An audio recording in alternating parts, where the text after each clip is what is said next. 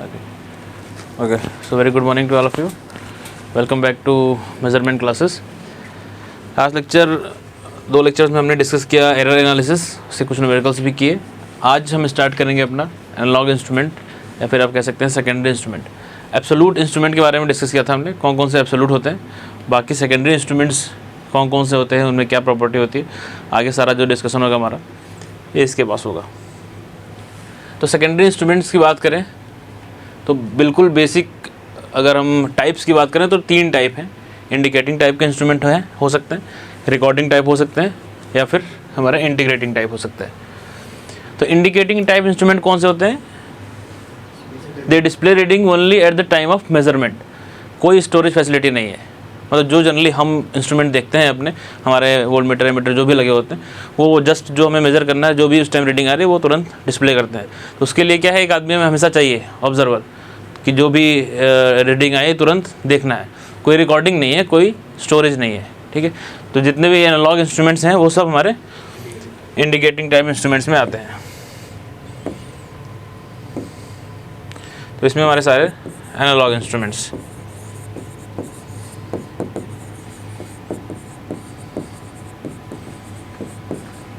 ठीक है, recording type instruments क्या होंगे? एनर्जी मीटर नहीं. रिकॉर्डिंग टाइप में कंटिन्यूस रिकॉर्डिंग होता रहेगा वेरिएशंस का.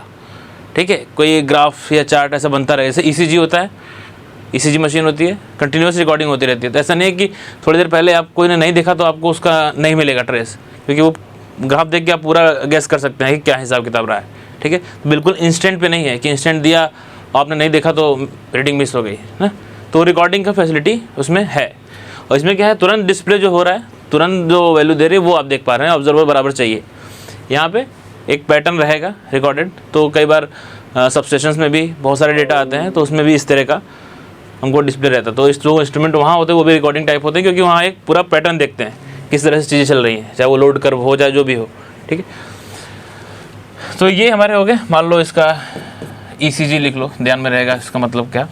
एक ग्राफ, एक पैटर्न बनता है, रिकॉर्ड होता है. फिर हमारा आता है इंटीग्रेटिंग टाइप. इंटीग्रेटिंग टाइप है जो आपका क्यूमुलेटिव डेटा क्यूमुलेट करते हैं, जिसको हम एनर्जी मीटर बोल रहे हैं, एनर्जी मीटर या फिर ampere hour metre.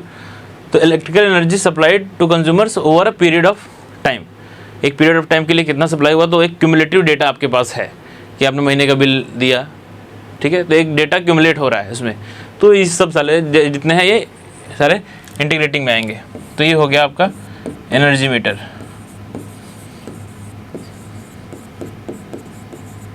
Energy meter या एम्पियर आवर मीटर, ये सारे इंटीग्रेटिंग इंस्ट्रूमेंट. तो टाइप बेसिक आपको मालूम होना चाहिए. इसमें डायरेक्ट क्वेश्चन भी बन सकते हैं कि ये हमारा रिकॉर्डिंग टाइप है, ये इंस्ट्रूमेंट है. तो जितने एनालॉग इंस्ट्रूमेंट हम पढ़ेंगे, पीएमएमसी, एमआईएमसी, इस सब तुम्हारे इंडिकेटिंग टाइप हैं. ठीक है, बाकी एनर्जी मीटर होगा या एम्पियर आवर मीटर होगा, वो सब हमारे इंटीग्रेटिंग टाइप. बाकी रिकॉर्डिंग टाइप ऐसा फिलहाल अभी हम नहीं पढ़ रहे हैं इसमें, कोई भी इंस्ट्रूमेंट, ईसीजी वगैरह. ठीक है, अब इंडिकेटिंग टाइप इंस्ट्रूमेंट में अगर चलें, हम इसके डिस्कस करेंगे. सारा कुछ इंडिकेटिंग टाइप से ही रिलेटेड होगा. तो इंडिकेटिंग टाइप में हमारे पास जो भी इंस्ट्रूमेंट होंगे उसमें 3 बेसिक क्वांटिटी हमको पढ़नी है. ठीक है, ये तीनों हर इंस्ट्रूमेंट में आपके रहेंगे. ठीक है, तो 3 एसेंशियल जो कंपोनेंट हैं हमारे कौन कौन से होंगे. एक तो डिफ्लेक्टिंग टॉर्क, कंट्रोलिंग टॉर्क और डैम्पिंग टॉर्क. ठीक है, क्या क्या होगा ये डिफ्लेक्टिंग टॉर्क? डिफ्लेक्टिंग टॉर्क मतलब जो भी आपको करंट या वोल्टेज मेजर करना है उसके प्रोपोर्शन में एक टॉर्क प्रोड्यूस होगा. कोई ना कोई प्रिंसिपल लगेगा उसमें. ठीक है, अलग अलग प्रिंसिपल के हिसाब से जैसे जैसे हमारे इंस्ट्रूमेंट हैं, हर इंस्ट्रूमेंट में अलग प्रिंसिपल लग रहा है. कहीं इलेक्ट्रोमैग्नेटिक इफेक्ट लगा है, कहीं मैग्नेटिक रिपल्सन अट्रैक्शन लग रहा है, कहीं म्यूचुअल इंडक्टेंस लग रहा है, कहीं आपका इलेक्ट्रोस्टैटिक अट्रैक्शन लग रहा है, इलेक्ट्रोस्टैटिक फोर्स लग रहा है, और कहीं थर्मल इफेक्ट है, कहीं हॉल इफेक्ट है. तो अलग अलग इफेक्ट से क्या होगा, आपका जो ये भी क्वांटिटी मेज़र करनी है वोल्टेज करंट, ये कन्वर्ट होगी टॉर्क में. ठीक है, यही है कन्वर्जन. और फिर उसके बाद आपको रीडिंग मिलेगी पॉइंटर की. तो पॉइंटर को डिफ्लेक्ट करने के लिए टॉर्क चाहिए, कोई भी प्रिंसिपल लग के वो टॉर्क मिलेगा हमको, वो डिफ्लेक्टिंग टॉर्क होगा. तो मान लो आपको 5 एम्पियर करंट आ रही है, मेज़र करना है, तो उसने कुछ टॉर्क प्रोड्यूस किया. कोई भी मेथड लगा हो टॉर्क प्रोड्यूस करने के लिए, डिपेंड करता है कौन सा इंस्ट्रूमेंट है. तो वो टॉर्क लगा उस पर तो घूमेगा, टॉर्क मतलब एक फोर्स लग गया, पॉइंटर घूमेगा, तो पॉइंटर घूमेगा तो उसको कैसे पता कि हमको 5 पे रुकना है? तो सिर्फ डिफ्लेक्टिंग टॉर्क से काम चलेगा नहीं। डिफ्लेक्टिंग टॉर्क तो क्या, एक फोर्स है, एक पॉइंटर है, उसमें फोर्स लग गया, पॉइंटर चलेगा अपना। तो अगर फोर्स लग गया, अगर सर्कुलर आपका स्केल है, तब तो वो घूमता ही रह जाएगा, कहीं रुकेगा थोड़ी वो। उसको तो उतना फोर्स लगा उसके प्रोपोर्शन में, और कोई उसको मैसेज नहीं मिला कि तुमको कहाँ रुकना है। तो उसका मतलब एक कंट्रोलिंग टॉर्क भी चाहिए, कंट्रोलिंग टॉर्क चाहिए ताकि उसको बैलेंस करे डिफ्लेक्शन टॉर्क को, और उसको वहीं रोके जहाँ उसको रुकना है। 5 एम्पियर पे रुकना है तो 5 एम्पियर पे वो रुके, यहाँ से डिफ्लेक्ट होके। तो एक कंट्रोलिंग टॉर्क चाहिए, ठीक है। और फिर डैम्पिंग टॉर्क क्या काम कर रहा होगा?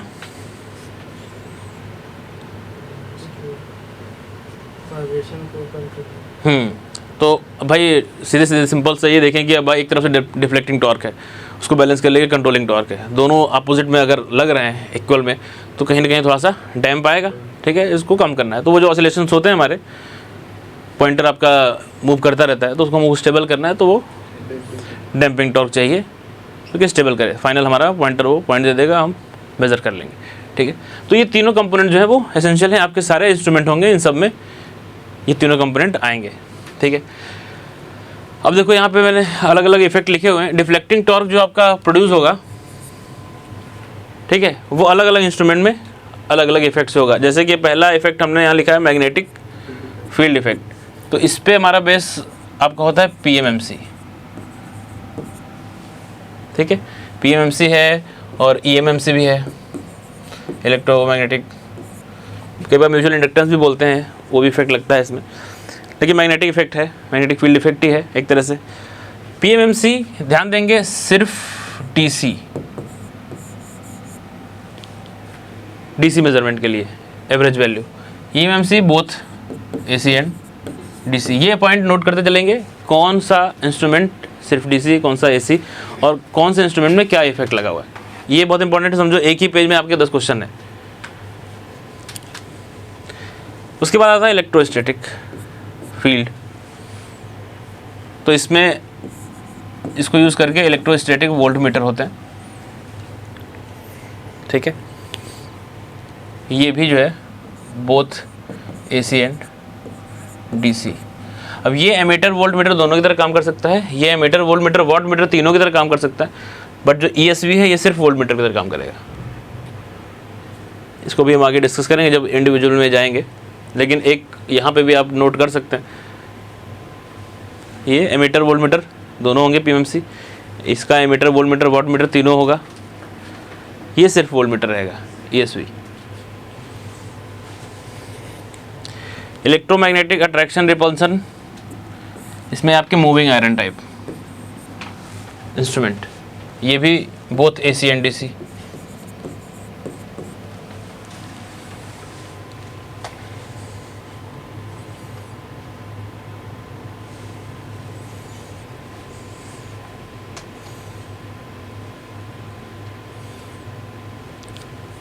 ठीक है।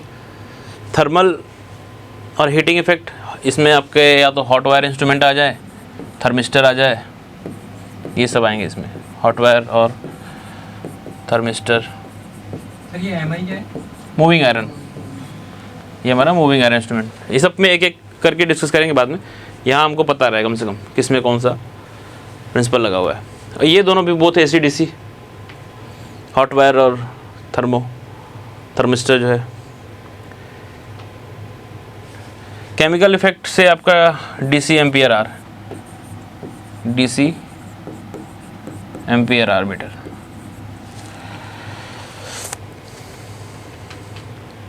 ठीक है।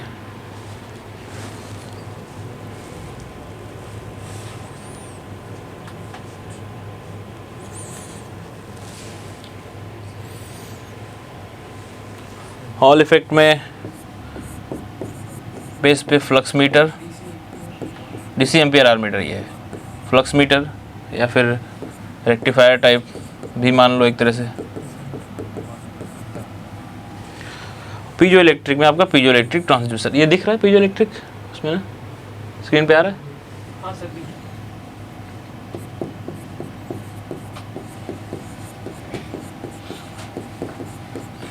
पीजो इलेक्ट्रिक ट्रांसड्यूसर्स, ठीक है,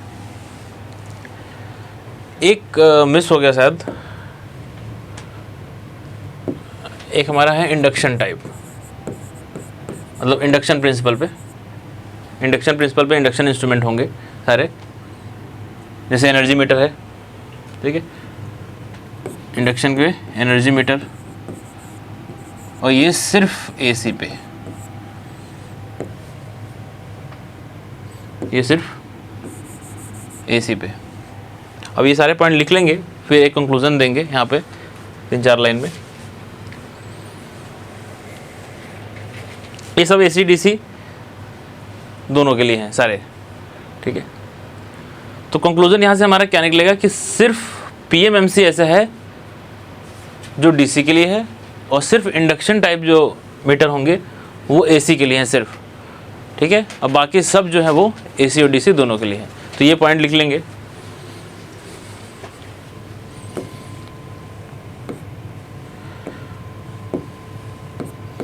लिख लेंगे कि एक्सेप्ट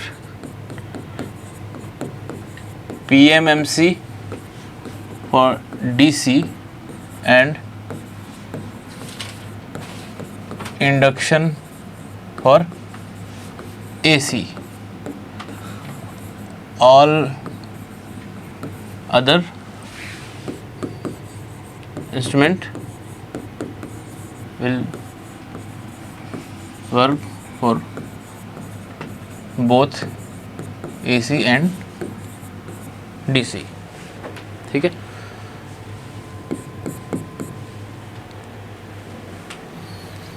तो PMMC हमारा जो है परमानेंट मैग्नेट मूविंग कॉइल, वो सिर्फ DC के लिए सिर्फ एवरेज वैल्यू देगा, और बाकी इंडक्शन जो है वो सिर्फ एसी के लिए, बाकी जितने भी हैं वो सब एसी डीसी दोनों करेंगे। अब एक चीज़ और कि जो पीएमएमसी है, पीएमएमसी ये ओनली जो है आपका एवरेज वैल्यू देगा रीडिंग, बाकी जितने भी हैं वो सब आरएमएस देंगे, चाहे सिर्फ एसी वाला हो वो भी, और जो एसी डीसी वाला भी हो वो भी आरएमएस देगा, ठीक है। तो PMMC will give average value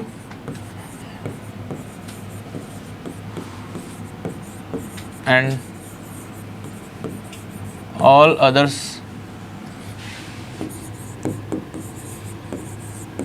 will give RMS, ठीक है। बाकी सारे RMS वैल्यू देंगे। एक रेक्टिफायर टाइप इंस्ट्रूमेंट भी होगा, उसमें हम बोलते हैं कि रेक्टिफायर टाइप इंस्ट्रूमेंट जो पीएमएमसी की रीडिंग होगी उसमें उसके फॉर्म फैक्टर को मल्टीप्लाई कर दें तो रेक्टिफायर का हो जाता है, ठीक है। तो रेक्टिफायर टाइप इंस्ट्रूमेंट जो होगा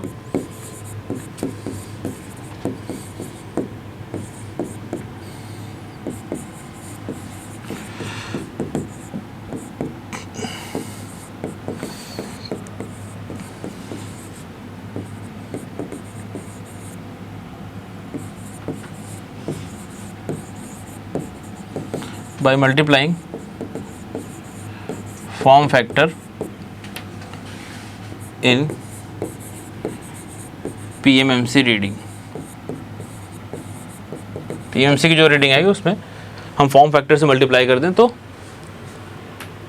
रेक्टिफायर का रीडिंग हो जाएगा। तो कई बार ऐसा बोलते हैं कि 1.11 से मल्टीप्लाई कर दो, जो भी PMMC की रीडिंग है एवरेज वैल्यू जो भी है उसको 1.11 से मल्टीप्लाई कर दो रेक्टिफायर। तो तुमसे कोई कहे कि ये कुछ एक पर्टिकुलर करंट है, इसको मेज़र करना है और रेक्टिफायर इंस्ट्रूमेंट है, ठीक है, तो हम क्या करेंगे, चाहे वेव फॉर्म ही दिया हो करंट की, तो अगर पीएमएमसी से मेज़र करना है तो हम उसका एवरेज वैल्यू निकालेंगे, सीधे एवरेज वैल्यू निकाल देंगे, और अगर रेक्टिफायर इंस्ट्रूमेंट लगा हुआ है तो एवरेज वैल्यू में से 1.11 मल्टीप्लाई कर देते हैं, ऐसा बोलते हैं। लेकिन ये बिल्कुल स्पेसिफिक है किसके लिए, अगर आपका इनपुट साइनसॉइडल है और फुल वेव है, ठीक है, साइनसॉइडल फुल वेव के लिए ही फॉर्म फैक्टर आपका 1.11 आता है, ठीक है। तो वो आप हमेशा नहीं करेंगे, सिर्फ ये स्पेसिफिक केस रहेगा तभी आप 1.11 से मल्टीप्लाई करें, अदरवाइज आपको फॉर्म फैक्टर निकालना पड़ेगा। फॉर्म फैक्टर कैसे निकालते हो, फॉर्म फैक्टर क्या होता है,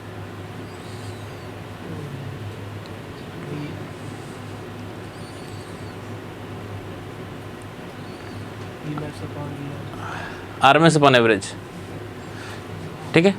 आरएमएस वैल्यू निकालते हैं हम, फॉर्मूला हमको मालूम है, फिर एवरेज निकालते हैं, फॉर्म फैक्टर निकलता है उससे। तभी तो R M S upon average है ना, तभी तो एवरेज वैल्यू में फॉर्म फैक्टर मल्टीप्लाई कर देना तो आर एम एस मिल रहा है, क्योंकि हमको मालूम है सारे आर एम एस रीडिंग दे रहे हैं।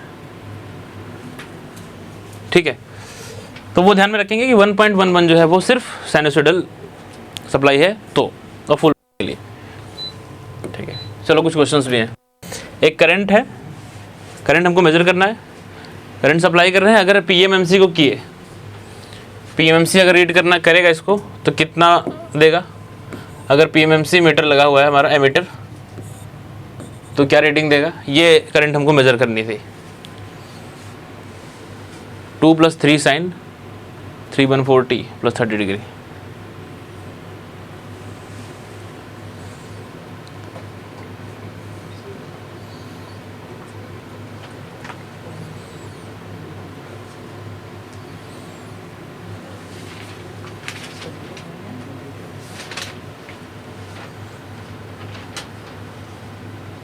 तो पीएमएमसी हमने अभी पढ़ा कि पीएमएमसी जो है सिर्फ डीसी वैल्यू देगा, सिर्फ एवरेज वैल्यू देगा। तो जो उसमें डीसी कंपोनेंट है 2, तो पीएमएमसी जो है वो 2 एम्पीयर दे देगा सीधे। ठीक है, बाकी कोई इंस्ट्रूमेंट से अगर पूछे, जैसे एमआई हो गया, एमआई ले लें, ईएमसी ले लें, कोई भी ले लें, सारे आरएमएस वैल्यू देंगे। तो बाकी क्या देंगे रीडिंग? क्या आएगा आरएमएस वैल्यू इसका?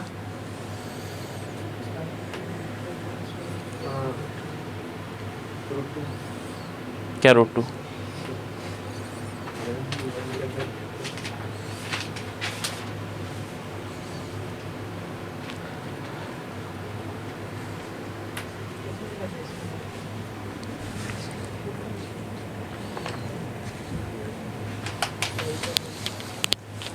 कभी भी ऐसा सिक्वेंशियल एसी रहे, हमारे डीसी एसी मिक्स करके रहेंगे। मान लो मैं लिख दूँ यहाँ पे कुछ I(t) = I0 + Im1 sin ωt + Im2 sin 2ωt, ऐसा सीक्वेंस दिया है। तो इसकी आरएमएस वैल्यू क्या होगी? आरएमएस वैल्यू होगी √I0 का स्क्वायर, जो डीसी वैल्यू है, और सबका मैक्सिमम जो है उसका आरएमएस। तो आरएमएस क्या होता है? Im/√2 का स्क्वायर प्लस ये Im1 है, आगे Im2/√2 इसका स्क्वायर, ऐसा। ठीक है, तो ऐसा कंप्लीट AC DC मिक्स करके दिया हो तो इस तरह से आरएमएस वैल्यू निकालते हैं।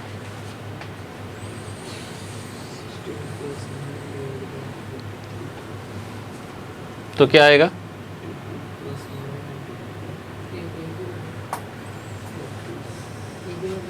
यहाँ रीडिंग बताइए एमआई की।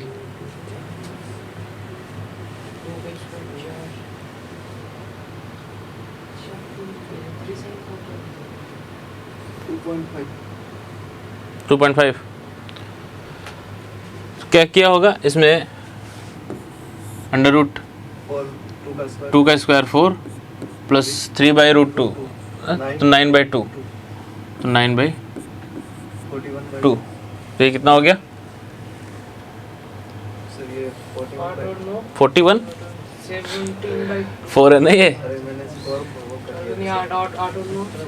17/2। हाँ, 17/2 रूट में है, फिर उसकी वैल्यू निकालोगे, जो भी आएगा वो आंसर होगा। ठीक है, तो ये इस तरह से, तो कोई भी रीडिंग दी हो, और कई बार तुमको वेव फॉर्म दे सकते हैं। जैसे ये है, इसको अगर हम पीएमएमसी से मेज़र कर रहे हैं, ये करंट वेव फॉर्म है, ठीक है, और एक बार एमआई से मेज़र कर रहे हैं, क्या क्या रीडिंग आएगी? ये करंट की वेव फॉर्म है, दिया है तुमको, ये करंट मेज़र करनी है। कितना? 100।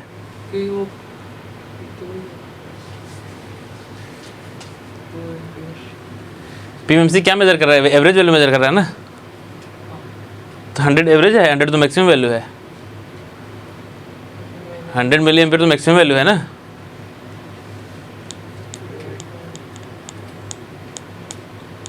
अब देखो यहाँ पे तुम्हारा बेसिक नॉलेज चाहिए सर्किट का। कोई वेव फॉर्म है, उसकी एवरेज निकाल ले हम पहले ना। एवरेज कैसे निकालते हो? सिंपल सा अगर देखें तो area under the curve divide by total time period. Simple definition देखें तो एरिया अंडर कर्व जो भी है टाइम पीरियड में जितना भी एरिया आ रहा है वो divide by total time period, ये है। इसका एरिया दिया हुआ है इधर से डिस्टेंस 100 लेंथ 1 हाँ करो, तो 100 into 100 100 ही आ जाएगा। क्योंकि सर 0 से कैलकुलेट करेंगे तो इधर लेंथ तो 100 आ जाएगी। हाँ और इधर 0 से t में 1 आ जाएगा। हाँ 100 टी आ गया, टी है ना, 1 क्यों आ जाएगा? हाँ t है, मतलब वही कह रहा हूँ सर। हाँ और फिर डिवाइड बाय टाइम पीरियड भी तो है, तो टाइम पीरियड कितना है? टाइम पीरियड भी सर t है ना सर। टाइम पीरियड कैसे डिसाइड करते हो? सब गायब हो गया तुम्हारा सर्किट एनालिसिस। उमार वहाँ इंटरव्यू में कह रहे थे कि वो हमारा सर्किट मजबूत है, कहाँ पर? वो मीटर वाला जो आया था। अच्छा सर्किट अरे एवरेज वैल्यू निकालते हो, कैसे निकालते हो? एरिया अंडर का तो divide time period. Time period क्या होता है? टाइम पीरियड जहाँ से आपके वेव फॉर्म रिपीट होने लगे, तो वेव फॉर्म यहाँ तक तो यूनिक है, यहाँ के बाद रिपीट हो रही है ना।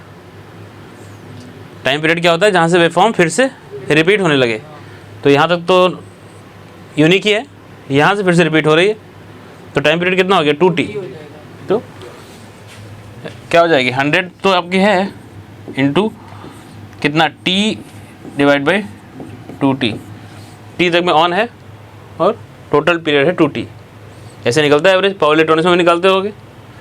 तो कितना हो गया? 50 मिली एम्पियर तो कर देगा PMMC। MI क्या करेगा? रीड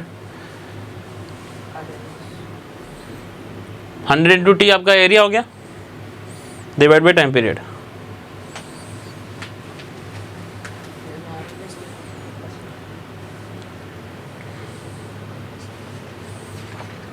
पावर इलेक्ट्रॉनिक्स में देखे होगे तुम्हारा कि इसी का रूट ले लेते हैं हम 100, जितने के लिए वेव फॉर्म इस तरह की अगर वेव फॉर्म है तो इसके लिए इजी है, जितने के लिए ऑन है वेव फॉर्म वो, जितने के लिए टोटल जो पीरियड है वो, और इसका रूट ले लेते हैं मतलब, ठीक है।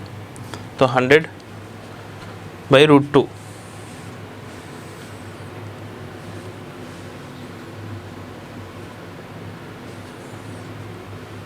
ठीक है। तो 70.7 और समथिंग आ जाएगा, है ये आ जाएगा 70.7 मिली एम्पियर, ठीक है। तो बहुत बेसिक क्वेश्चन बनते हैं, ऐसे क्वेश्चन तुम्हारे बन रहे हैं, उनको मालूम है छोटा सा चीज़ कि एवरेज वैल्यू और आरएमएस वैल्यू। अब देखो इसमें वेरिएशन कितना आ सकता है कि तुमको पूरे सर्किट में लेके चले जाएं। इसलिए मैंने तुमसे कहा था ना कि कई बार मेजरमेंट के क्वेश्चन ऐसे आते हैं तुमको लगता है सर्किट का ही है, गेट की बात करें तो ऐसा लगता है कि शायद मेजरमेंट का एक भी नहीं आया, तो इस तरह के दे देंगे। कुछ भी फॉर्म में रैंडम दे दूँ और कहूँ PMMC से कितना रेट करेगा, तो हमारा एक टॉपिक होता है ना सर्किट में, वे फॉर्म का एवरेज वैल्यू निकालना, आरएमएस वैल्यू निकालना, फॉर्म फैक्टर निकालना, तो सब तुमको निकालना पड़ेगा। कोई ऐसा रैंडम वेव फॉर्म बना दूँ मैं इस तरह का, कुछ वैल्यू दे दूँ और बोलो PMMC क्या रीड करेगा, तो निकालो एवरेज वैल्यू, इसका निकालो। मान लो ये 10 है, 0t 2t 3t, ये -5 है, PMMC क्या रीड करेगा?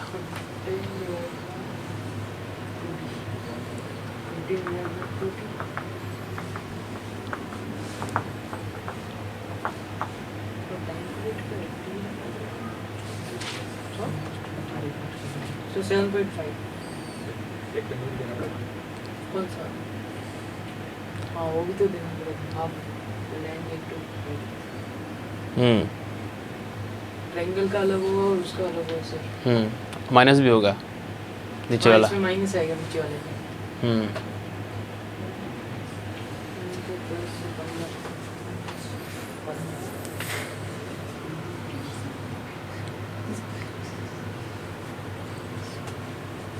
जीरो से माइनस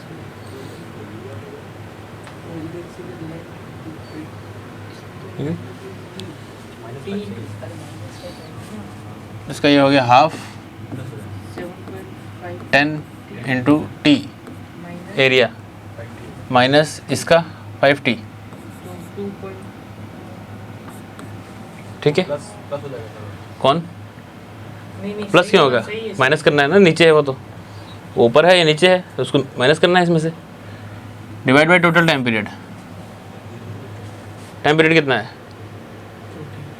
टाइम पीरियड है सर 2t 2t है तो 2t।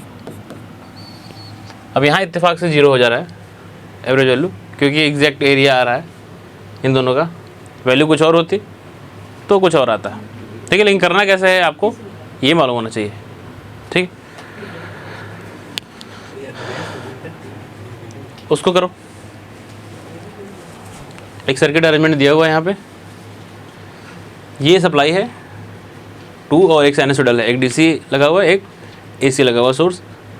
इस रजिस्टर के क्रॉस वोल्टेज मेजर कर रहे हैं, पीएमएमसी भी लगा हुआ है, एमआई भी लगा हुआ है। एमआई क्या रेट करेगा, पीएमएमसी क्या रेट करेगा?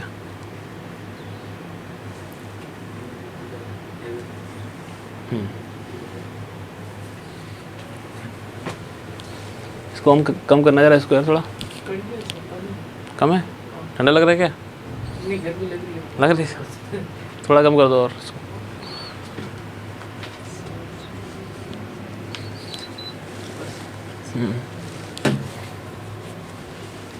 इससे गर्म होता है बहुत ना, इसमें से भी हीट निकलती है। अरे बड़ा ही है, काम गर्मी नहीं लगती बिल्कुल। एमजी बढ़ा है ना। कम करना है टेम्परेचर। तो ये सर वैसे आपको गर्मी लग रही है? हाँ तो फिर ठीक है, तो फिर कम कर इसको। तो 24 पे ध्यान कर। हाँ 23 कर दो, 23 आ गया रे। ठीक है, ठीक हो जाएगा अभी, करेंगे इसको।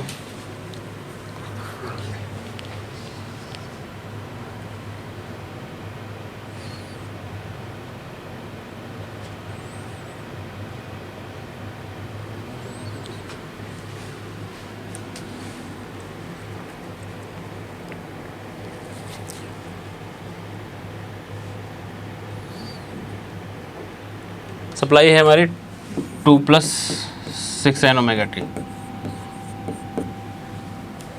ठीक है। ये वोल्टेज मेज़र यहाँ से जा रही है, लेकिन वो इसके क्रॉस करना है। तो गलती कई बार हो जाता है, इसमें ही चालू हो जाते हैं। पीएमएमसी 2 करेगा और एमआई जैसे हमने पीछे किया वैसे करते हैं, लेकिन नहीं, हमको करना है इसके क्रॉस। तो इसके क्रॉस इतने का कितना जाएगा? किसका मतलब सर? ये जो लगे हुए हैं मीटर, इनके क्रॉस लगे ना 2 किलो ओम के, तो उसके क्रॉस वोल्टेज क्या है, फिर उसमें देखेंगे कि उसका एवरेज क्या है और उसका वोल्टेज डिवाइडर लगाएंगे। और लगाने की जरूरत नहीं है, दोनों दो हैं तो हाफ हो जाएगा। तो इसका मतलब उसके क्रॉस जो V1 है वो हमारा है 1 + 3 sin ωt, ठीक है। ये तो वोल्टेज पहुंचा। अब पीएमएमसी क्या करेगा?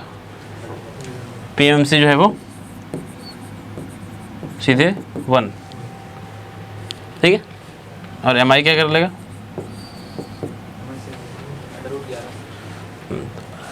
√1 + 9/2, ठीक है। 11/2 रूट में,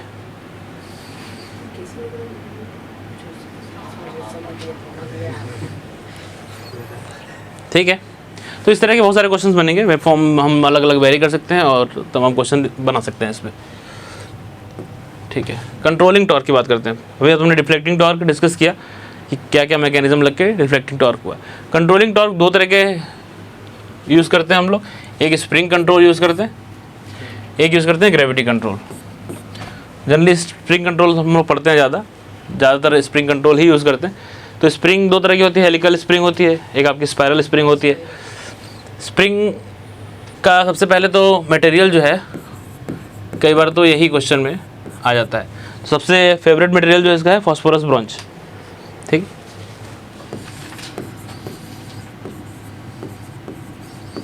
फॉस्फोरस ब्रॉन्ज हमारा जो है स्प्रिंग का मटेरियल। अब बाकी स्प्रिंग कैसी होनी चाहिए, क्या क्या प्रॉपर्टी होनी चाहिए, कई बार उस पर भी क्वेश्चन आता है कि मैग्नेटिक प्रॉपर्टी नहीं होनी चाहिए, मैग्नेटिक नहीं होना चाहिए, और उसका जो मैक्सिमम स्ट्रेस है वो एक परमिसिबल लिमिट के अंदर ही रहना चाहिए स्प्रिंग का। अब चूँकि पीएमएमसी आगे पढ़ेंगे हम एक इंस्ट्रूमेंट, तो उसमें करंट कैरिंग करने का काम भी स्प्रिंग ही कर रहा है।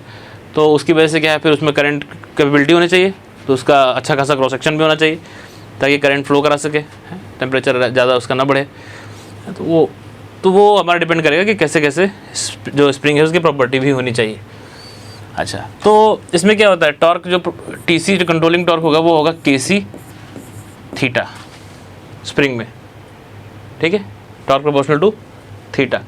केसी कई बार केसी की वैल्यू पे भी क्वेश्चन आ जाते हैं, केट में आते हैं, तो उनको ऐसे एग्जाम में भी आ सकते हैं क्योंकि फॉर्मूला ही है, फॉर्मूला देना है दे दिए सॉल्व करने के लिए, या फॉर्मूला ही दे दिए ऑप्शन में अगर सॉल्व करने के नहीं दिए तो इसका आप जानते रहें केसी का जो फॉर्मूला होता है ये होता है EBT³/12L। ये सिर्फ केसी की वैल्यू है, लिख लेंगे, इसको बताएंगे क्या क्या है फिर।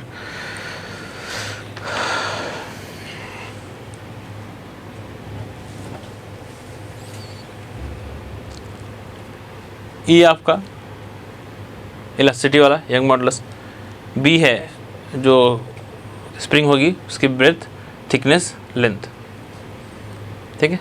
तो ये एक एपिकल फॉर्मूला है, आप याद रख सकते हैं तो ठीक है, EBT³/12। कई बार प्रोपोर्शनेट क्वेश्चन आते हैं ना ऐसे कि थिकनेस इतना कर दिया, लेंथ इतना कर दिया, ठीक है, तो टॉर्क में क्या फ़र्क पड़ा या डिफ्लेक्शन में क्या फ़र्क पड़ा, ठीक है, तो वो उस तरह के क्वेश्चन इसमें आ सकते हैं, ठीक है। और बाकी स्प्रिंग कैसे होने चाहिए, मैग्नेटिक नहीं होने चाहिए, नॉन मैग्नेटिक, ठीक है। और स्ट्रेस जो है वो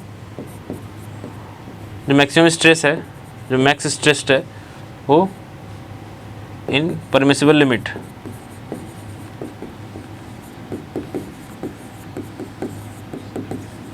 इन परमिसिबल लिमिट। एक उसका कुछ फॉर्मूला भी होता है मेरे ख्याल से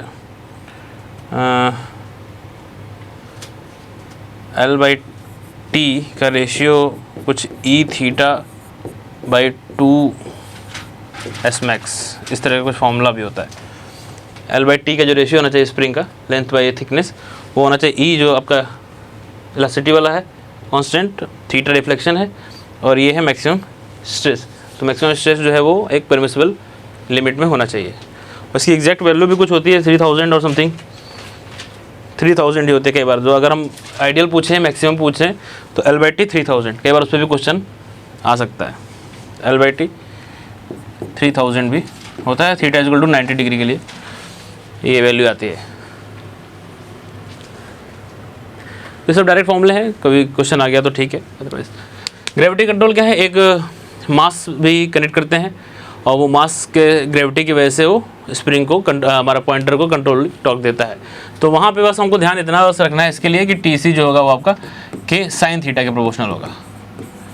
यहाँ थीटा के प्रोपोर्शनल था कंट्रोलिंग टॉर्क, यहाँ पे साइन थीटा के प्रोपोर्शनल होगा। बस इसमें इतना काफ़ी है, ज़्यादा ग्रेविटी कंट्रोल की ज़रूरत नहीं है पढ़ने की। क्वेश्चंस आते नहीं हैं, कभी ज़्यादातर आए नहीं है। इतना आ सकता है कि कंट्रोलिंग टॉर्क साइन थीटा के प्रोपोर्शनल है, ठीक है। नेक्स्ट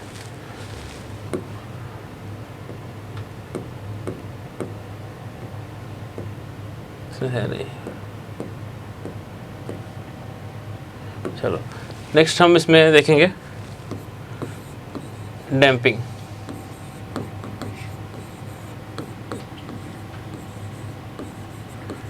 डैम्पिंग टॉर्क, तो 3 मेजर है हमारे damping torque.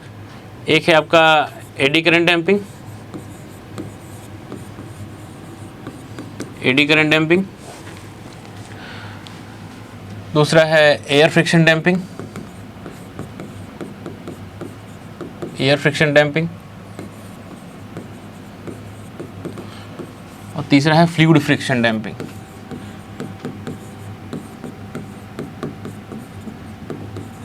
Fluid friction damping, ठीक।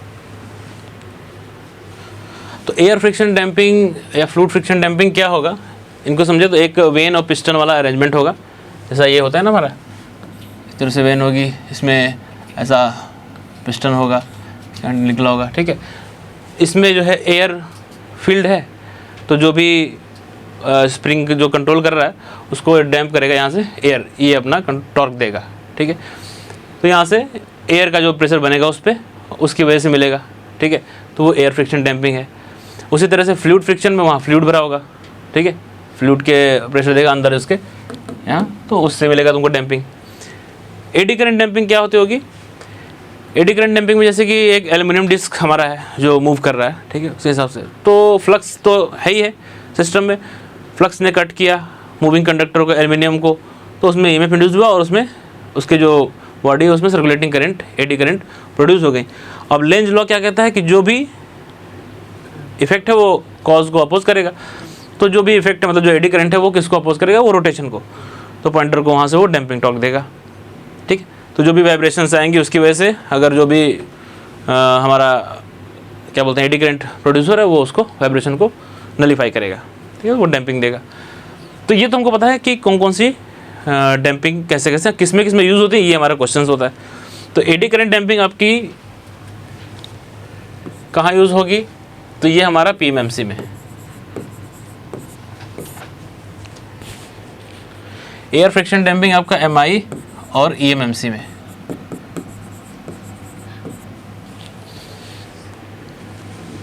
और फ्लूइड फ्रिक्शन डैम्पिंग आपका इलेक्ट्रोस्टैटिक वोल्टमीटर में।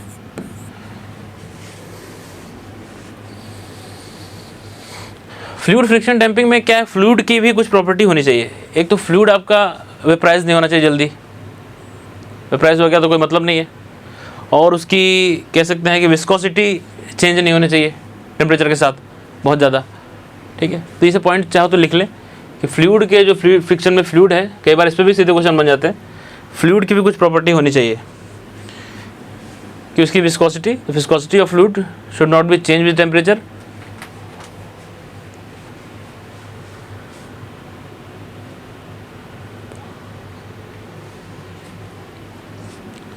and it should not be evaporize, easily,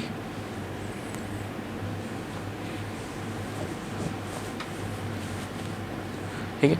तो तुमको नॉर्मल देख के पता चल रहा होगा कि फ्लूइड फ्रिक्शन है तो फ्लूइड लीकेज का भी एक डिसएडवांटेज होगा जरूर इसमें, ठीक है। फ्लूइड है तो कहीं ना कहीं से लीकेज भी आएगा उसमें, तो कहीं ना कहीं वो एक डिसएडवांटेज उसमें है फ्लूइड फ्रिक्शन में।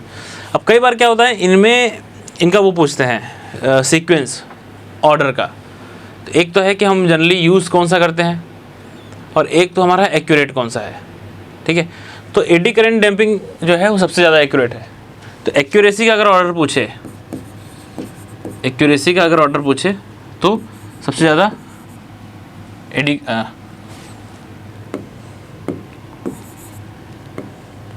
सबसे ज़्यादा आपका एडी करंट, देन ये फ्लूइड फ्रिक्शन,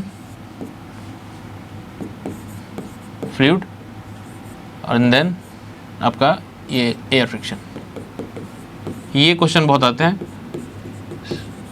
करेक्ट सीक्वेंस का। एक्यूरेसी के टर्म में पूछे तो,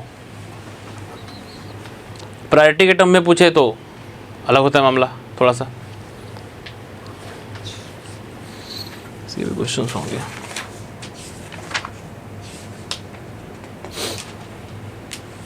ठीक है, प्रायोरिटी के टर्म में अगर पूछे तो एडी तो रहेगा, एक्यूरेट भी है। यहाँ प्रायोरिटी थोड़ी चेंज होगी कि फ्लूइड फ्रिक्शन में वो फ्लूइड लीकेज का चक्कर है, ठीक है। तो हम यहाँ पे एयर फ्रिक्शन को प्रायोरिटी देंगे फ्लूइड से ऊपर।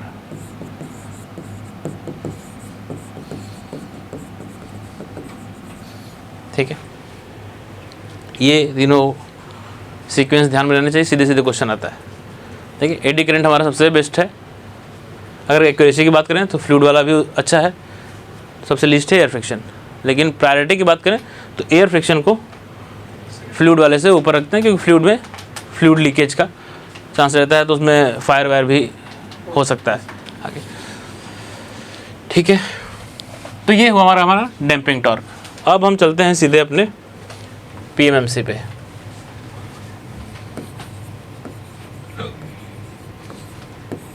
Permanent magnet moving coil. Permanent magnet moving coil, नाम ही परमानेंट मैग्नेट आ रहा है, तो जो परमानेंट मैग्नेट इसमें होगा, पहली बार तो इस पे ही आया था कि वो एल्निको होता है, aluminium nickel cobalt, permanent magnet जिससे बनता है। हाई कोरोसिव फोर्स होता है, हार्ड मैग्नेटिक मटेरियल होता है।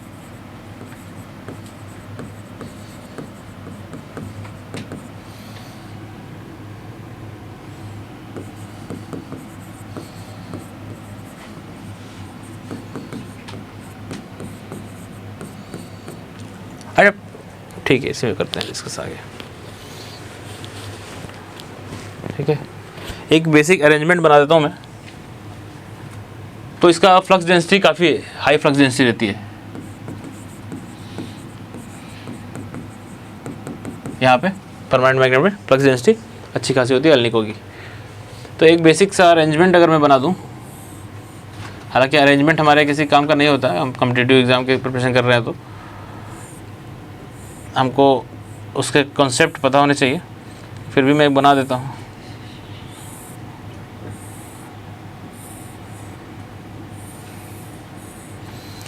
ठीक है, ये एक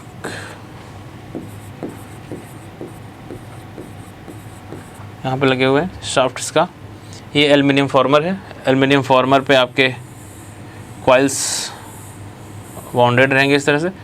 इधर हमारा परमानेंट मैग्नेट रहेगा, नॉर्थ साउथ पोल ले लेते हैं इसके, और यहाँ पे कुछ एक कोर सा भी लगाते हैं, यहाँ से इसके फ्लक्स। यहाँ पे आपकी कॉइल है। ख़ास बात ये है कि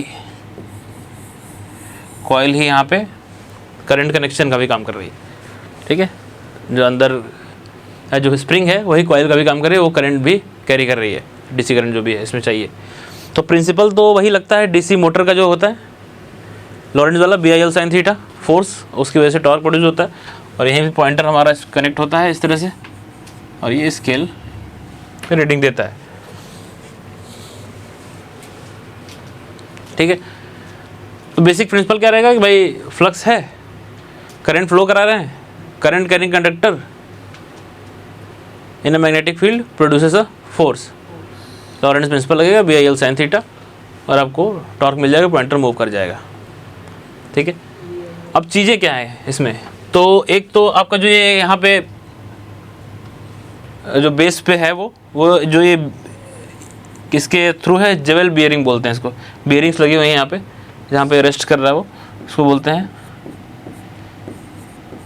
जेवेल बियरिंग। कई बार इस पे भी क्वेश्चन आ जाता सीधे।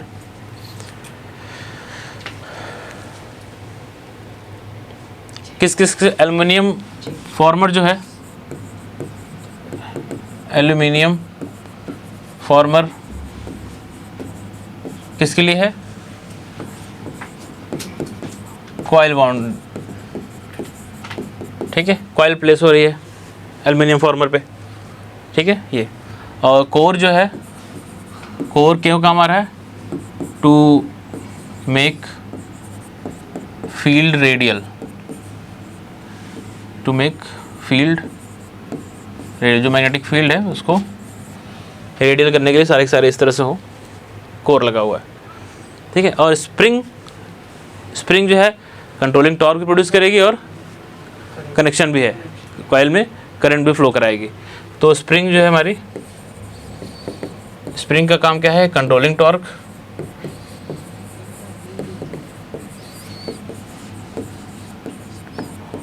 एंड कॉइल कनेक्शन भी एक तरह से।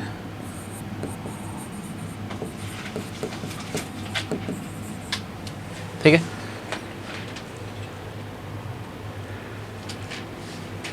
अब इसकी डिफ्लेक्टिंग टॉर्क की बात करें तो हम बात कर रहे हैं कि लॉरेंट्ज प्रिंसिपल लगा है BIL sin थीटा वाला, नंबर ऑफ टर्न अगर है उसमें, तो जो टॉर्क आएगा सीधे हम लिखेंगे उसको, deflecting torque TD will be NBA into I। ठीक है, number of turn magnetic flux density, area और करंट। इसको मैंने ऐसे लिखा, तुमको ध्यान रहेगा ये NBA के एक साथ में, और करंट के प्रोपोर्शनल है, ठीक है। और फिर क्या बोलते हैं कि कंट्रोलिंग टॉर्क जो लगता है TC इज इक्वल टू, अगर हम स्प्रिंग ले रहे हैं तो KC थीटा, और स्टडी स्टेट में हमारा कंट्रोलिंग टॉर्क डिफ्लेक्शन टॉर्क के बराबर होना चाहिए, तभी पॉइंटर रुकेगा। तो वहाँ पे हमारा TD is equal to TC होना चाहिए, तो KC थीटा आपके NBA I के बराबर हो जाता है, ठीक है। तो I इज या थीटा इज इक्वल टू आप कह सकते हैं NBA upon KC into I, और you can say theta proportional to I।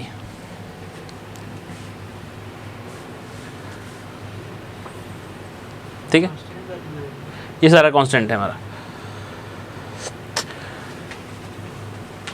KC constant है, फ्लक्स डेंसिटी कांस्टेंट है क्योंकि परमानेंट मैग्नेट है, इलेक्ट्रोमैग्नेट तो है नहीं कि वेरी करेंगे, और नंबर ऑफ टर्न फिक्स है, एक बार हो गया तो एरिया फिक्स है, बन गया तो बन गया, सारे फिक्स ही है ये, तो ये सारे कांस्टेंट हैं। तो theta proportional to I, theta जो कि I प्रोपोर्शनल है, ओम्स लॉ फॉलो कर रहा है, दिख रहा है, इसका मतलब स्केल जो है हमारा यूनिफॉर्म होगा, सबसे इंपॉर्टेंट पॉइंट आपका यूनिफॉर्म स्केल।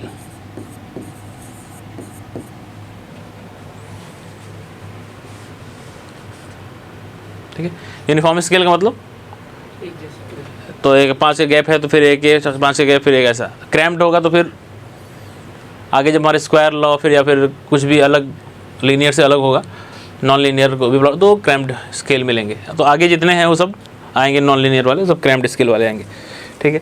तो ये कुछ बेसिक चीज़ें। अब इसकी बात कर लेते हैं कुछ रिलेशंस की। तो फ्लक्स डेंसिटी तो हम बोल रहे हैं कि अच्छा खासा है, ठीक है। तो फ्लक्स डेंसिटी अच्छा खासा है तो थीटा डिफ्लेक्शन भी अच्छा खासा इसको मिलेगा, ठीक है। तो इसमें कोई ज़्यादा इशू नहीं है। KC अगर कम है तो डिफ्लेक्शन अच्छा मिलेगा, देख के पता चल रहा है, KC कम है तो डिफ्लेक्शन अच्छा मिलेगा, ठीक है। सेंसिटिविटी की बात करें, अच्छा सेंसिटिविटी की बात करें, क्या होता है, आउटपुट डिफ्लेक्शन डिवाइड बाई जो भी इनपुट है, मान लो करंट है यहाँ पे प्रोपोर्शनल है उसके, करंट में चेंज करेंगे तो ये कहीं ना कहीं आपको क्या है, थीटा बाई I। तो ये कहीं ना कहीं थीटा बाई I करोगे तो यही है NBA बाई KC, ठीक है। तो सीधे सीधे रिलेशन से दिख रहा है तुमको कि सेंसिटिविटी बढ़ेगी if N B and A ये सब किसी तरह से बढ़ाया जाए तो सेंसिटिविटी को बढ़ाया जा सकता है, ठीक है। और सेंसिटिविटी कम होगी अगर KC बढ़ा तो सेंसिटिविटी आपकी कम होगी अगर KC अगर बढ़ गया, ठीक है। तो सेंसिटिविटी हार्ड स्प्रिंग हुआ तो सेंसिटिविटी कम, सॉफ्ट स्प्रिंग हुआ सेंसिटिविटी ज़्यादा, ध्यान रखेंगे इसको, क्वेश्चन इस पे आता है। हार्ड स्प्रिंग मतलब KC ज़्यादा तो सेंसिटिविटी कम, सॉफ्ट स्प्रिंग मतलब KC कम सेंसिटिविटी ज़्यादा, ठीक है। कुछ बेसिक प्रॉपर्टीज रखेंगे दिमाग में। तो जो चीज़ पढ़ते जा रहे हैं तुम्हारे दिमाग में एकदम रहना चाहिए, एकदम एग्जैक्ट सीधे सीधे क्वेश्चन आ जाते हैं, जो पॉइंट हम जानते हैं जो पढ़ रहे हैं उस पर ही। अब तुम रिलेट करके पढ़ोगे तो वो चीज़ें याद भी रहेंगी। अब सीधे क्वेश्चन में पढ़े होते इसको ना तो एक बार पढ़ लेते, 4 दिन बाद भूल भी जाते। इसको एक बार रिलेट करके पढ़ोगे, फॉर्मूले से ही निकल रहा है सब, रिलेशन बिठा के क्या प्रोपोर्शनल है क्या इनवर्सली प्रोपोर्शनल है, उसके हिसाब से हम कंक्लूजन देंगे, ठीक है। और इसमें बात करें तो चूँकि फ्लक्स बता रहे हैं कि ज़्यादा है, B फ्लक्स डेंसिटी ज़्यादा है तो डिफ्लेक्टिंग टॉर्क भी ज़्यादा होगा अच्छा खासा, क्योंकि फ्लक्स डेंसिटी ज़्यादा है सीधे उसके प्रोपोर्शनल है। तो डिफ्लेक्टिंग टॉर्क ज़्यादा होगा तो एक टर्म आता है और वेट इसका कम है, एल्युमिनियम फॉर्मर यूज़ कर रहे हैं, वेट जो है वो कम है, तो एक आता है टॉर्क टू वेट रेशियो, ठीक है। तो टॉर्क ज़्यादा है वेट कम है तो टॉर्क टू वेट रेशियो जो है ओवरऑल ये हमारा हाई होगा, ठीक है। तो टॉर्क टू वेट रेशियो पे दो क्वांटिटी डिपेंड करती हैं, इस पे क्वेश्चन बहुत आता है। कौन कौन सा? एक डिपेंड करता है सेंसिटिविटी, ठीक है, वो सीधे डिपेंड करता है। Torque to weight ratio increase करेगा, सेंसिटिविटी अच्छी सेंसिटिविटी है, ठीक है। टॉर्क टू वेट रेशियो पे एक चीज़ और डिपेंड करती है, फ्रिक्शनल एरर। फ्रिक्शनल एरर, ठीक है। फ्रिक्शनल एरर अपोजिट है। टॉर्क टू वेट रेशियो अगर हाई है तो फ्रिक्शनल एरर हमारा कम होगा। ये फेवरेबल कंडीशन है हमारे लिए, एरर जो है कम हो रही है just because of torque to weight ratio हमारा हाई है, ठीक है। तो जितने भी एरर होती हैं वो सारे इसमें मिनिमम होती हैं। और भी एरर हैं, एक हमारा आता है टेम्परेचर एरर।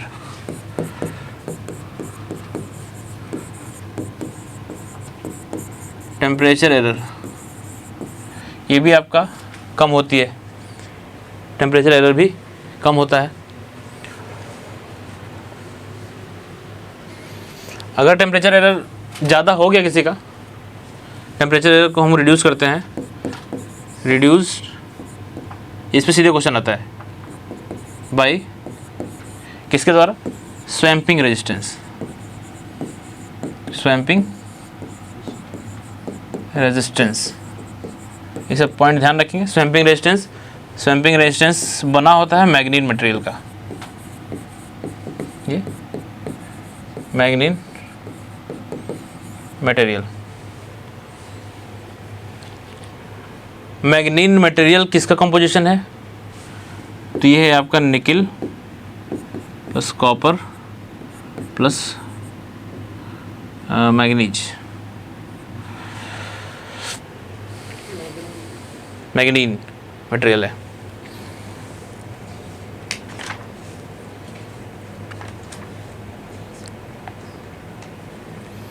ठीक है। ये भी है। एक आता है रिएक्टेंस एरर, है नहीं, हिस्टेरिसिस एरर। हिस्टेरिसिस एरर ये भी मिनिमम होता है। रिएक्टेंस एरर तो है ही नहीं, जीसी का काम कर रहा है, average value. Reactance error absent है, ठीक है, रिएक्टेंस एरर एब्सेंट है। हिस्टेरिसिस एरर भी मिनिमम है। तो सारे एरर जब मिनिमम है तो एक्यूरेसी हाईएस्ट है। एक्यूरेसी आपकी इसमें जितने भी हम पढ़ेंगे उनमें सबसे ज़्यादा एक्यूरेट हमारा पीएमएमसी होगा। कुछ कुछ चीज़ें अब इसमें डैम्पिंग हम तुमको पता ही है कौन सी यूज़ कर रहे हैं, एडी करंट डैम्पिंग यूज़ कर रहे हैं पीएमएमसी में, वो पॉइंट ध्यान में रहेगा एकदम, ठीक है। तो ये इसके सारे पॉइंट लगभग आपके पीएमएमसी के हैं, कवर करेंगे।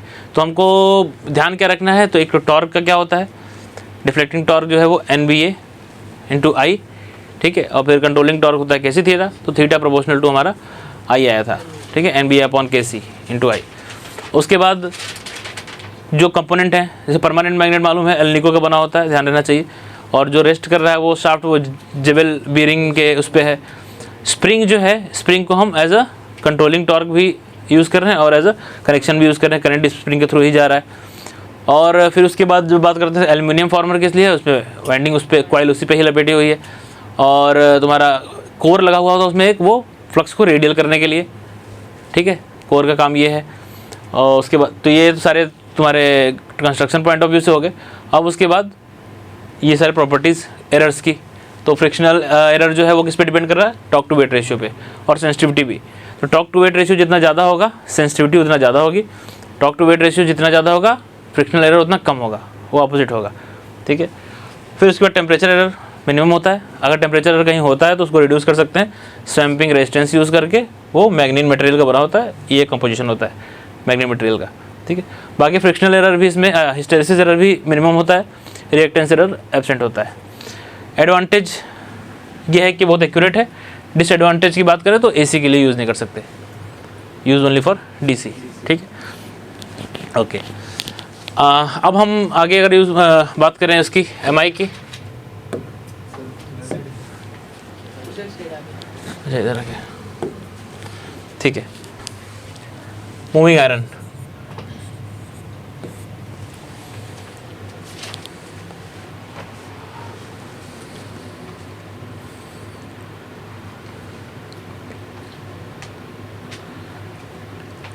मूविंग आयरन इंस्ट्रूमेंट में इलेक्ट्रोमैग्नेटिक अट्रैक्शन और रिपल्सन पे काम करेगा। हमने ये पहले ही पढ़ लिया उसका क्या इफेक्ट लगा हुआ है, तो हमको उस पर ज़्यादा ध्यान देना नहीं है कि कैसा कंस्ट्रक्शन है, क्या लग रहा है, क्योंकि हम लिखना है नहीं हमें कहीं, हमें पॉइंट्स चाहिए इसके। तो इसमें सबसे इंपॉर्टेंट पॉइंट जो है डिफ्लेक्टिंग टॉर्क का मालूम होना चाहिए। डिफ्लेक्टिंग टॉर्क इसका होता है half I² dl/d theta.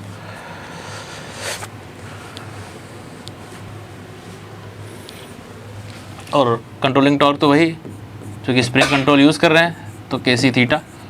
Steady state पे deflecting torque is equal to controlling torque, और आपका थीटा जो है फिर आ जाएगा 1/2 kc I² dl/d थीटा।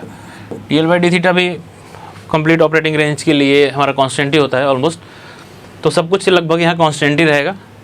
और आपका थीटा प्रोपोर्शनल टू हो जाएगा I², और स्केल आपका हो जाएगा नॉन यूनिफॉर्म।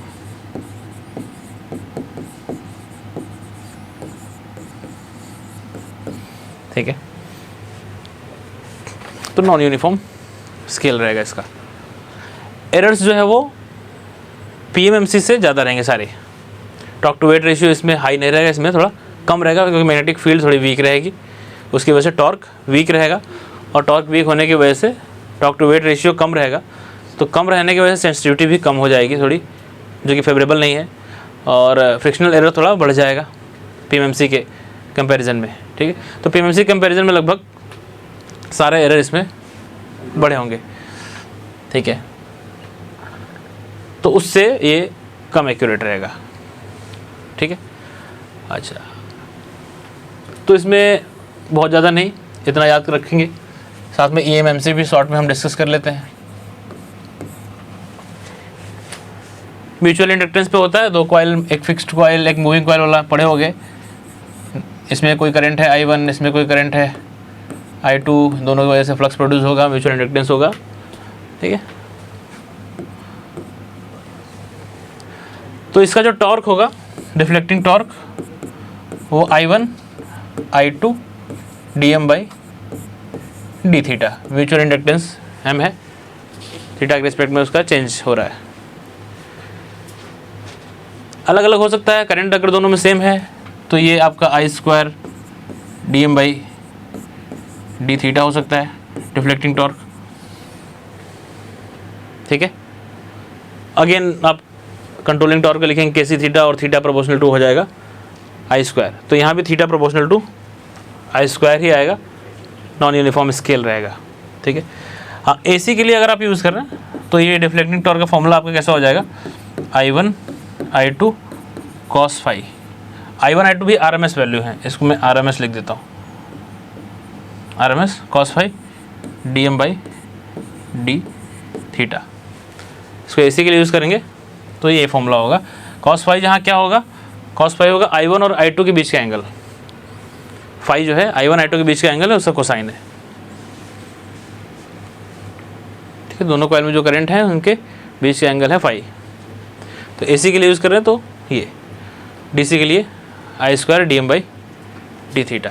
ठीक है, और थीटा अगेन यहाँ भी हमारा प्रोपोर्शनल है I² के, तो स्केल यहाँ भी क्रैम्ड है, नॉन यूनिफॉर्म स्केल है।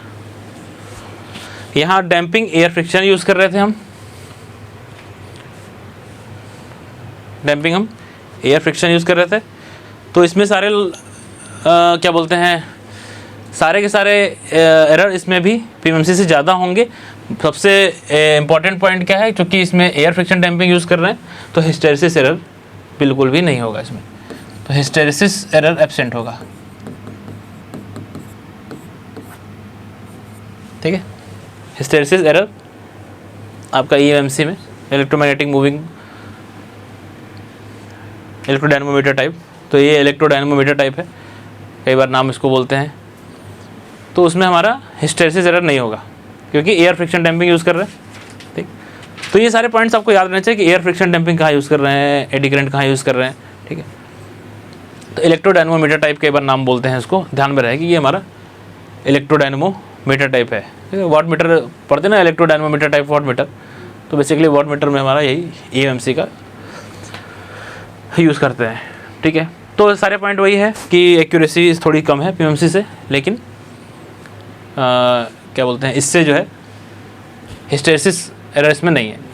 अब इसमें भी क्या है, एक सीक्वेंस हम रखते हैं, वो सीक्वेंस आपको याद रखना है कि सबसे एक्यूरेट कौन हुआ, PMMC। जैसे सीक्वेंस में हमने पढ़ा है उसी सीक्वेंस में आप लिख लीजिए कि एक्यूरेसी के हिसाब से देखें तो PMMC, फिर MI और फिर EMMC।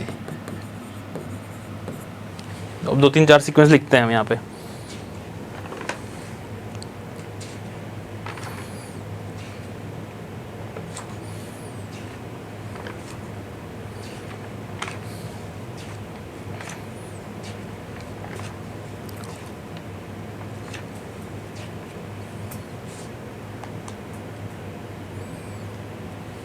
ठीक है, एक्यूरेसी का सीक्वेंस हो गया।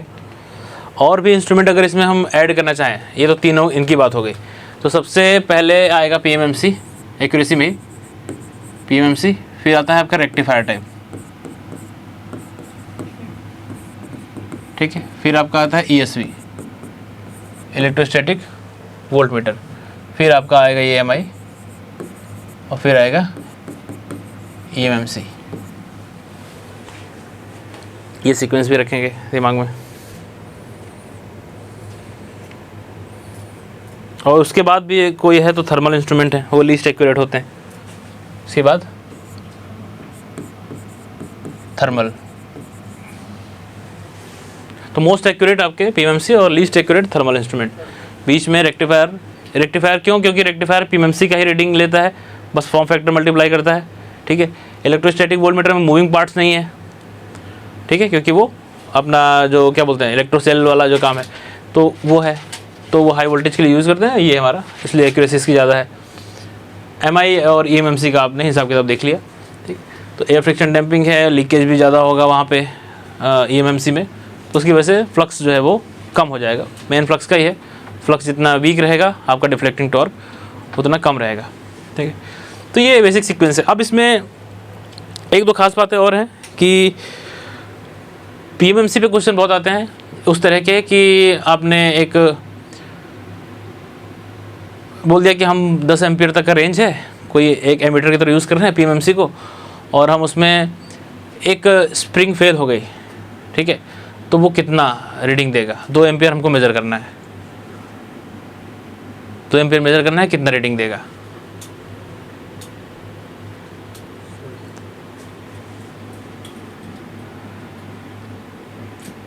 तो ध्यान देना, बोलते हैं स्प्रिंग फेल हो गई, तो स्प्रिंग फेल होने से क्या होता है, और कोई इंस्ट्रूमेंट होंगे तो और इंस्ट्रूमेंट में स्प्रिंग का काम सिर्फ कंट्रोलिंग टॉर्क का है, तो कंट्रोलिंग टॉर्क हट गई, इसका मतलब डिफ्लेक्टिंग टॉर्क लग गया, मतलब उसको डिफ्लेक्शन मिल गया।